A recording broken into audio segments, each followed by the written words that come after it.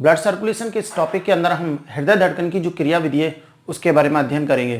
ठीक है, तो हृदय की संरचना आपने प्रीवियस वीडियो में देखी होगी, समझा होगा उसको। उसी से संबंधित जो टॉपिक है वो है हृदय धड़कन की क्रियाविधि। इसका मतलब हृदय किस प्रकार कार्य करता है। ठीक है, हृदय का जो मुख्य कार्य है वो होता है पंपिंग क्रिया। पंपिंग क्रिया में हृदय की जो क्रिया आलिंद और निलय जो होते हैं उनमें संकुचन और शीतलन की क्रिया होती है, जिसके कारण हृदय रक्त के ऊपर एक दबाव लगाता है और उस दबाव के कारण जो रक्त है वो शरीर के विभिन्न अंगों में ट्रांसफर होता है, सर्कुलेट होता है। ठीक है, तो रक्त हृदय एक पंप की भांति काम करता है, जिसके कारण रक्त का क्या होता है, प्रवाह। तो रक्त के ऊपर जो हृदय का दबाव लगता है जिसके कारण रक्त का सर्कुलेशन होगा, इस क्रिया को विभिन्न प्रकार के जो कपाट हैं वो उस क्रिया को कंट्रोल करते हैं। ठीक है, तो आपने इसके अंदर देखा होगा कि इसमें त्रिदल कपाट होता है, द्विदल कपाट होते हैं।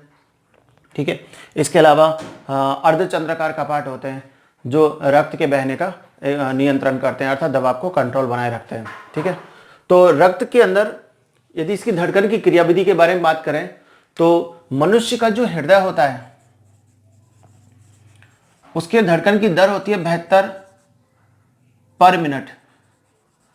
1 मिनट में 72 बार हृदय धड़कन की क्रियाविधि होती है। जबकि छोटे बच्चों की बात करें तो जो शिशु होते हैं उनके अंदर हृदय धड़कन की दर वयस्क की तुलना में काफ़ी ज़्यादा होती है, लगभग 120 से लेकर के 140 प्रति मिनट होती है। किसके अंदर होती है, बच्चों के अंदर। ठीक है, जैसे जैसे ये बच्चा बढ़ता जाता है धड़कन की दर की जो क्रिया रेट ऑफ जो हृदय चक्र वो कम होता जाता है और वयस्क अवस्था तक आने तक उसकी कितनी हो जाती है, 72 प्रति मिनट हो जाती है। ठीक है, हृदय धड़कन की जो क्रियाविधि अपन इसके बारे में बात कर रहे हैं कि रक्त का जो प्रवाह होता है उस प्रवाह के अंदर आलिंद और जो निलय होते हैं इनमें क्रमिक रूप से संकुचन और शिथिलन की क्रिया लगातार होती रहती है। इसका मतलब आलिंदों में संकुचन होगा और आलिंदों में शिथिलन होगा। इसी प्रकार निलयों में शिथिलन होता है तो निलयों में संकुचन भी होता है।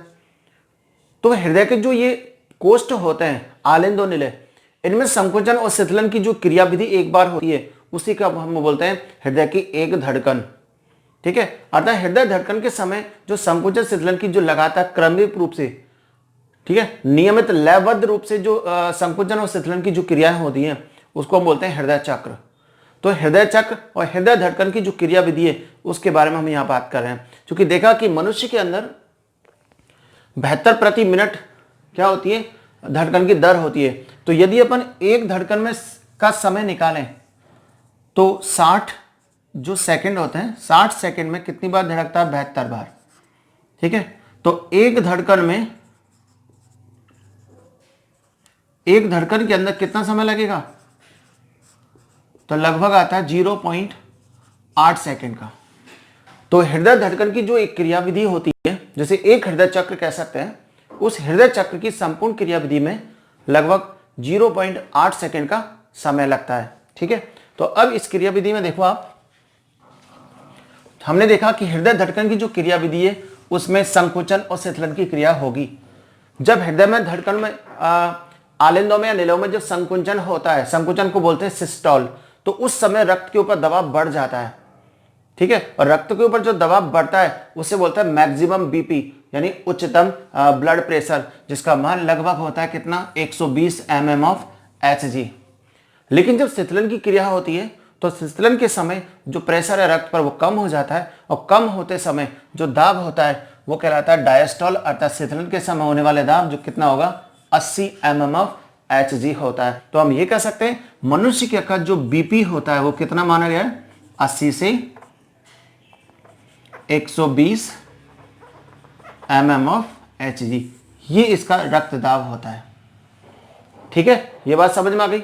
अब आप देखिए कि 0.8 सेकंड के जो समय है उसमें एक धड़कन की क्रियाविधि होती है, जिसमें आलिंद में एक बार संकुचन होगा तो एक बार शिथिलन, इसी तरीके से निलय में एक बार संकुचन होगा तो एक बार शिथिलन की क्रिया, अर्थात डायस्टोल और सिस्टोल की क्रिया नियमित रूप से लयबद्ध चलती रहती है, क्रमिक रूप से, जैसे अपन ने हृदय चक्र के नाम से जाना गया है। अब इसकी क्रिया में देखेंगे आप, सबसे पहले आलिंदों में जो शिथिलन है वो कैसे होता है। शिथिलन मतलब डायस्टोल, डायस्टोल का मतलब होता है फैलना। ठीक है, इसका मतलब ये आलिंदों के फैलने की क्रिया है, जिसमें आलिंद फैल जाते हैं और फैलेंगे तो उस अवस्था में शरीर के विभिन्न अंगों से शुद्ध और अशुद्ध रक्त किसमें आएगा, दोनों आलिंदों में आता है। तो आप यहां ध्यान से देखो, ये त्रिदल कपाट है, यहां पर ये बाईदल यानी कि मिट्रल कपाट या द्विदल कपाट। जब ये दोनों आलिंद फैलते हैं, डायस्टोल की क्रिया हम समझ रहे हैं, तो जब दोनों आलिंद फैलते हैं उसके समय प्रारंभ में ये त्रिदल कपाट और द्विदल कपाट दोनों बंद हो जाते हैं, जिसके कारण अशुद्ध रक्त शरीर के विभिन्न अंगों से पश्च महाशिरा द्वारा और अग्रग्रीवा महाशिरा द्वारा दाएं आलिंद में आता है, जबकि फेफड़ों से पल्मोनरी शिरा द्वारा शुद्ध रक्त बाएं आलिंद में आएगा। ठीक है, जब दोनों आलिंद भरने लगते हैं, यानी प्रारंभ में ये मिट्रल कपाट और त्रिदल कपाट दोनों बंद रहते हैं, उस समय शुद्ध और अशुद्ध रक्त यहां पर आता है। लेकिन जैसे जैसे यहां पर रक्त आएगा, जैसे जैसे यहां पर रक्त आएगा, रक्त का प्रेशर इन दोनों कपाटों पर लगेगा। रक्त का प्रेशर लगने के कारण ये जो दोनों कपाट हैं, द्विदल और त्रिदल, ये धीरे धीरे हल्का सा खुलने लगते हैं, जिसके कारण अशुद्ध रक्त जो यहां पर आता है वो यहां आएगा और शुद्ध रक्त जो यहां पर उपस्थित है वो यहां आएगा। तो हम ये कह सकते हैं कि दोनों आलिंद कभी भी पूरी तरीका से नहीं भरते हैं। ठीक है, तो आलिंदों में जब शिथिलन होता है तो शिथिलन की क्रिया के समय लगभग 75% रक्त, शुद्ध और अशुद्ध रक्त दोनों लेलों में आ जाता है। तो हम ये कह सकते हैं दोनों आलिंद कभी भी पूरी तरीका से नहीं भरते हैं। तो आलिंदों में शिथिलन की जो क्रिया है उस क्रिया में लगभग 0.7 सेकंड का समय लगता है। सेकंड पॉइंट देखिए आप, आलिंदों में संकुचन अर्थात सिस्टोल। तो जब दोनों आलिंदों में शिथिलन हुआ, ब्लड इसके अंदर आया शुद्ध और अशुद्ध, उसका 75% यहां आ चुका है दोनों में, तो लगभग 25% रक्त यहां पर बचता है। ठीक है, तो जैसे ही यहां पर ये 25% बचा, जब इन दोनों में संकुचन होगा, मतलब दोनों आलिंद सिकुड़ते हैं, तो सिकुड़ते समय ये दोनों कपाट खुल जाते हैं पूरी तरीका से। और जब दोनों कपाट खुलेंगे तो इन दोनों आलिंदों में उपस्थित शुद्ध और अशुद्ध रक्त जो शेष 25% है वो दोनों की दोनों निलयों में आ जाता है। तो इस प्रकार जब आलिंदों में संकुचन होगा तो दोनों निलय पूर्ण रूप से भर जाते हैं। इस क्रिया में केवल 0.1 सेकंड का समय लगता है, क्योंकि लगभग शेष 25% रक्त ही नीचे की ओर आता है। ठीक है, अब आता है इसके अंदर निलयों में संकुचन। हम जानते हैं कि दोनों निलय पूरी तरीका से भर चुके हैं, तो इसमें निलयों में संकुचन होता है, अर्थात निलयों को सिकुड़ते हैं, जिसमें 0.3 सेकंड का समय लगता है। और इस क्रिया के समय सबसे पहले ये दोनों कपाट बंद होते हैं, त्रिदल कपाट और द्विदल कपाट, दोनों कपाट बंद होंगे और पल्मोनरी धमनी और पृष्ठ महाधमनी चाप, इन दोनों में उपस्थित जो अर्धचंद्राकार कपाट है वो खुल जाते हैं। जैसे ये कपाट खुलते हैं, यहां से अशुद्ध रक्त पल्मोनरी धमनी द्वारा कहां जाएगा, फेफड़ों के अंदर शुद्धिकरण के लिए, जबकि पृष्ठ महाधमनी चाप के द्वारा बाएं निलय से शुद्ध रक्त शरीर के विभिन्न अंगों में ट्रांसफर हो जाता है। ठीक है, इसके बाद आता है नेक्स्ट निलयों में शिथिलन। निलयों में शिथिलन का मतलब ये दोनों निलयों के फैलने की प्रावस्था होती है, जिसमें लगभग 0.5 सेकंड का समय लगता है। इस क्रिया के समय प्रारंभ में दोनों अर्धचंद्राकार कपाट बंद हो जाते हैं और ये दोनों कपाट खुल जाते हैं। कौन से, त्रिदल कपाट और मिट्रल कपाट दोनों खुले हुए रहते हैं, जबकि अर्धचंद्राकार कपाट बंद हो जाते हैं। इस समय दोनों आलिंदों में उपस्थित जो रक्त होता है वो दोनों निलयों में आ जाता है। ठीक है, तो इस प्रकार जो आलिंदों के संकुचन और शिथिलन की जो क्रिया है लगातार होती रहती है, जिसे अपन क्या बोलते हैं, हृदय चक्र। अब एक चीज और देखिए, यहां पर एक आता है हृदय ध्वनि, हार्ट साउंड क्या होती है। जब हृदय के जो कोष्ठ हैं, आलिंद और निलय, तो इनमें संकुचन जो शिथिलन दोनों की जो क्रियाएं होती हैं, तो हृदय कपाट या तो खुलते हैं या फिर बंद होते हैं। तो हृदय कपाटों के खुलने और बंद होते समय जो ध्वनि सुनाई देती है, उत्पन्न होती है, उस ध्वनि को हम बोलते हैं हृदय ध्वनि। हृदय ध्वनि दो प्रकार की होती है, एक प्रथम हृदय ध्वनि जिसे कहते हैं लव, एक होती है द्वितीय हृदय ध्वनि जिसे बोलते हैं डप। ये दो प्रकार की ध्वनि उत्पन्न होती है।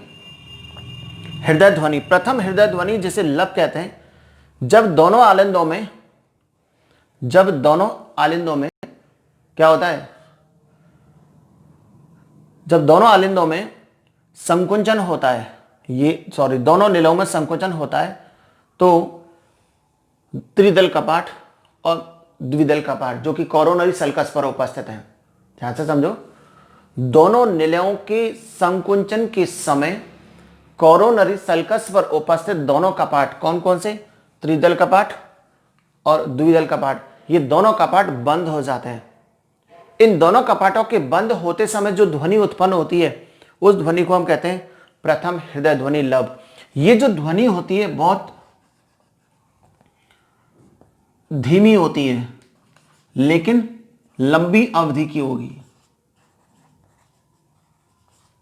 ठीक है, अत्यधिक तीक्ष्ण नहीं होती, बहुत स्लो होती है और लंबी अवधि की होती है। लेकिन जब ये दोनों निलय फैलते हैं, डायस्टोल की जब क्रिया होती है तो डायस्टोल के समय ये दोनों कपाट बंद हो जाते हैं। कौन से, अर्धचंद्राकार कपाट।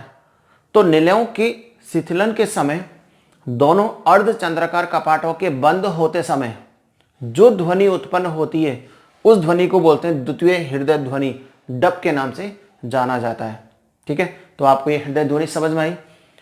अब इसके बाद हमारा जो नेक्स्ट टॉपिक है वो है रक्त का दोहरा परिसंचरण। क्या होता है वो, रक्त का दोहरा परिसंचरण। आप इसको ध्यान से समझें।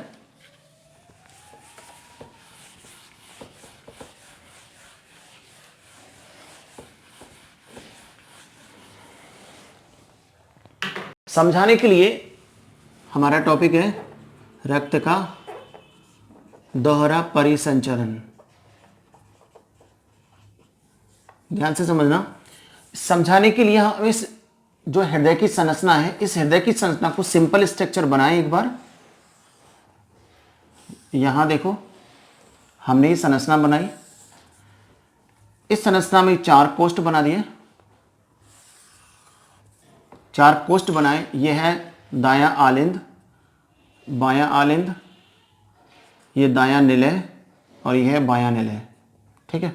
यह हमने लिखे शरीर के विभिन्न प्रकार के अंग, और इस तरफ हमने लिखा फेफड़े यानी लंग्स।